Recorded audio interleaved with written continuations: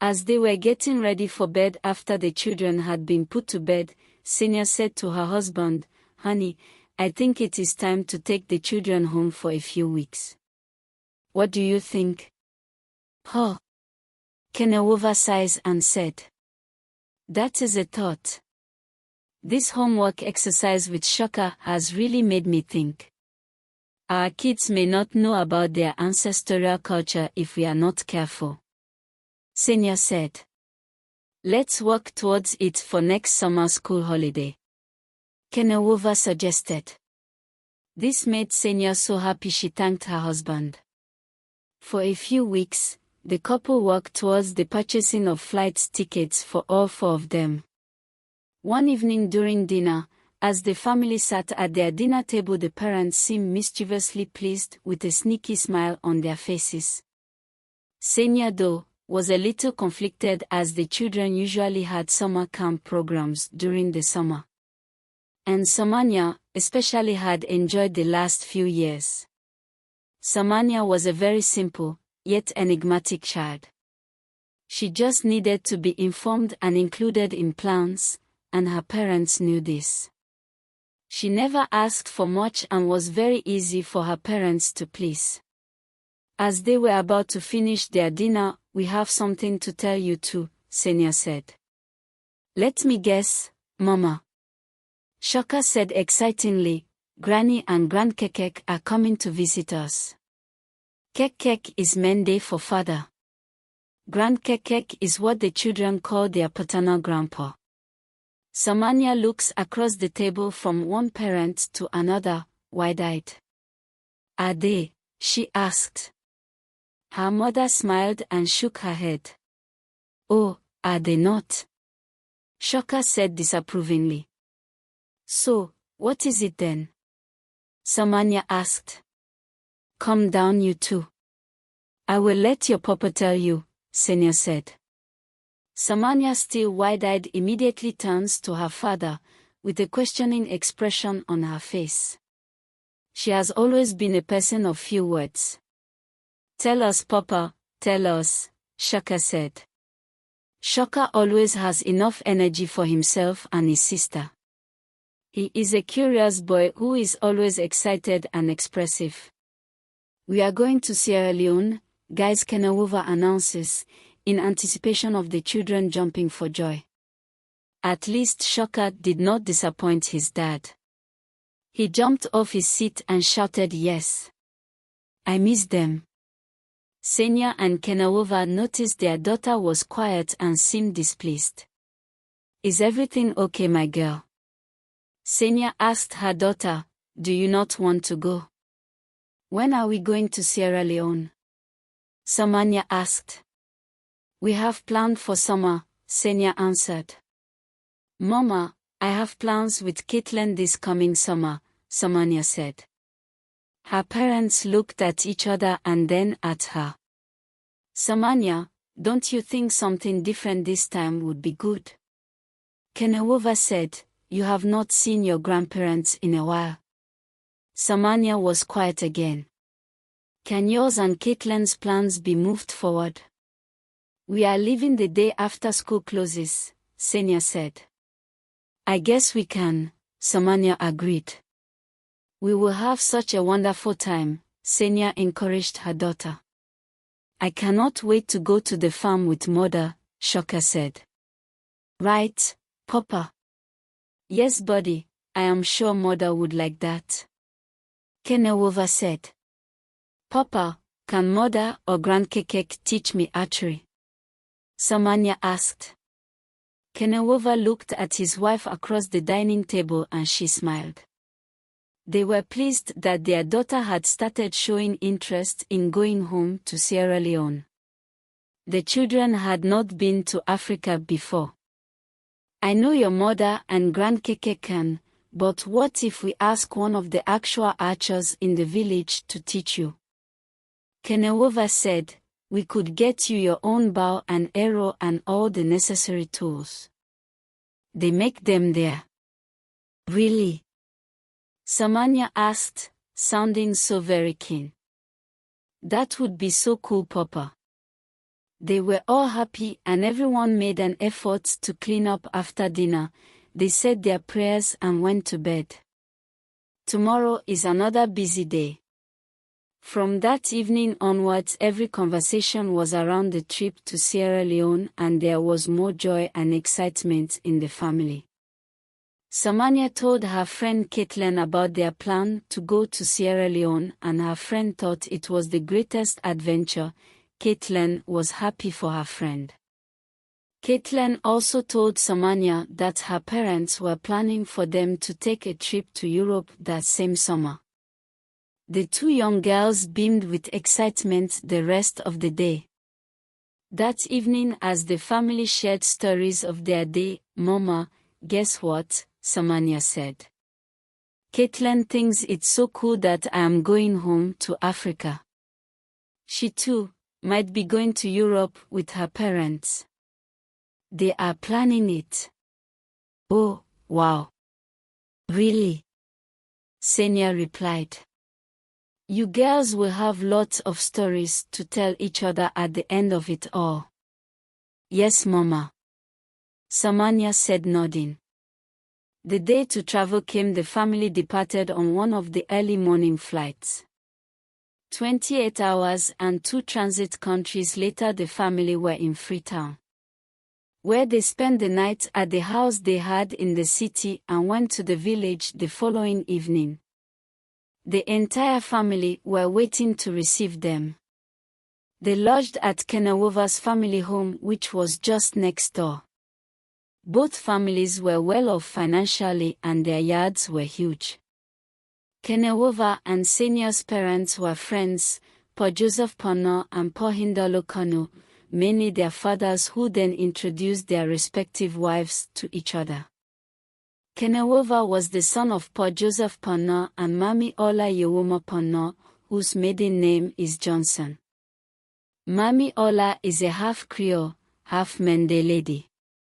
She had studied nursing, while her husband was a goldsmith and qualified land surveyor.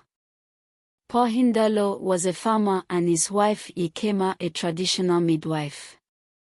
Yekema learned the skill from her grandmother, and after graduating from university, Yekema and her husband Paul Hindalo moved to their hometown, where the young couple were happy to start up a new business. Yekema then joined her grandmother to deliver babies in their town. The young Yekema was full of new ideas from the city, which she brought to her grandmother's business. This increased their competitive advantage in the districts for traditional midwifery. About a year later, Paul Hindalo's childhood friend Paul Joseph Kpana and his young wife came home also from the city. Paul Hindalo Kano's family owned a vast land in their hometown, and he was an only child of Kinya Dapi Kano and Yejuneba Kano. Shinya was the daughter of Paul Hindalo and Yekema Kano. The two families living near each other made it so easy for Senia, Kenawova, and the children to spend time with both sets of grandparents. 2 weeks into their arrival in their hometown, Senia found a way to render services at the hospital. She shared her service and knowledge where upgrade was needed at the hospital. The nurses were only too happy to learn from her. Unlike other townships, the locals were often offended by other citizens who returned from abroad and tried to render help. They'd say, "These ones think they know it all when they come from those Western foreign countries," and they would rebel and resist any new idea that could help their own people. Kenawova sat with his two fathers, his father and his father-in-law, individually to ensure they had no tax or legal issues needed looking at. He assisted his father in the goldsmith workshop and visited his father's palm nut plantation, and often went with Shaka to the farm with mother. Shaka enjoyed riding the tractor to the farm. He was fascinated by the scarecrow. It was all he talked about on his first visit. Shaka learned how to use the stone and sling to drive away the birds from eating mother's rice seedlings. On Grand Kekek's palm nut plantation, he was fascinated by the monkeys and other animals that came to eat the palm nuts. Samanya enjoyed spending time with her grandmothers. She was also blessed to still have Senya's maternal grandmother, Yejeriatu, still alive. Yejeriatu did not speak English. She was 90 years old and very alert. Yejeriatu also was very happy to have her great-grandchildren in the village with them. She would spend hours telling them stories in the bit of Creole she knew. Yejeriatu mainly spoke Mende. The children understood some Creole and Yejeriatu's stories made them giggle. Samanya was happy spending time with her cousins, going for archery classes, reading and spending time with her mother, grandmother and great-grandma, whom she fondly called Great-ma. It was a cloudy morning.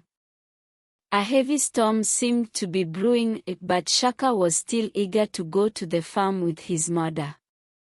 Seeing Shaka's enthusiasm, his father decided to join them. In case the weather got wild, he would be there to keep his son grounded, as this would be Shaka's first torrential storm. There was a lot of work to do on the farm, and the two other gentlemen who worked for mother were with them. The men lived in one of the nearby villages. The clouds remained dark and thundery all day, but the men worked diligently. Shaka spent his day poking at the scarecrow and driving away birds with his slingshot, which was a gift from his mother. For reasons only known to him, Shaka was fascinated by the scarecrow. They took a break for lunch, enjoying a meal that Shaka's grandma had sent: boiled cassava, roasted fish, ground pepper, and palm oil. After they ate and drank some water, they resumed work but decided to leave the farm early, around 4 p.m. A few minutes after they walked out of the bush onto the main road, where they bid farewell to the other men who were heading in the opposite direction on their bikes, the rain and storm began. The graveled road started to get muddy, and Shaka's father, Kenowova, struggled to drive the small tractor they used to reach the farm. The storm was heavy, and the rain pellets were big and fell hard on their skin. As the rain poured, lightning and thunder struck simultaneously, threatening Shaka, who was experiencing his first West African torrential rainstorm. The three finally arrived home wet and cold. They each had a hot shower and sat to have dinner. The family had seafood pepper soup and a combination of root crops, cassava, sweet potatoes and cocoa yam for dinner. After dinner, the adults had palm wine, and the children had some hot chocolate as they sat in the living room telling stories and listening to the storm outside. Senya's parents could not go over to the Kpana household that evening, nor could the Kpanas go over to the Kanu household due to the heavy storm outside. Senya's younger brother Hindelo Jr., who was named after their father, and his wife and two children had come to the village from Bo to visit his parents. So they were there with their two children. Senya called her parents on the phone to bid them good night. "Papa, please stay indoors and you all keep safe," Senya said. "Tell Hindelo and Batema I'll see them in the morning, God willing." "You too, my child," Pakanu replied. The storm had left in its wake a few fallen trees and branches. There were fruits on the ground in the yards. The wind had blown them off the branches. Some trees lost some or all of their branches. Papa Na called his workmen to check on them and their families. He then asked whether they could all meet with him at the palm nut plantation to inspect the farm for any destruction the storm may have caused. His son Kenowova joined him on the quad bike to meet the men. It was still too soon for Shaka, as he was still shaken by the events of the previous day. So, he joined his sister and cousins in both yards to pick up the fallen fruits. The children were given baskets to gather the fruits, then sit down and pick the good one from the bruised. The children had so much fun at this. The ground was still wet and slippery. They enjoyed rolling in the mud as they slipped and fell. "Hey, be careful you all," Senya called out to them. "They are okay," Yejariatu said. She enjoyed watching them as they happily played in the mud. The bruised fruits were given to the goats, and the baskets of good fruits were taken into the kitchens of both homes. Senya called the children to have breakfast, after bathing, to wash the mud off and a change of clothes. As the children had breakfast and enjoyed the fruits in the kitchen, "Mama, this mango is yummy," Shaka said. "That is because they were left on the tree to fully ripen." Senya responded to her son with a grin on her face. "Here, the fruits are usually left on the tree to be fully ready before we harvest them. That makes them very nutritious and tasty."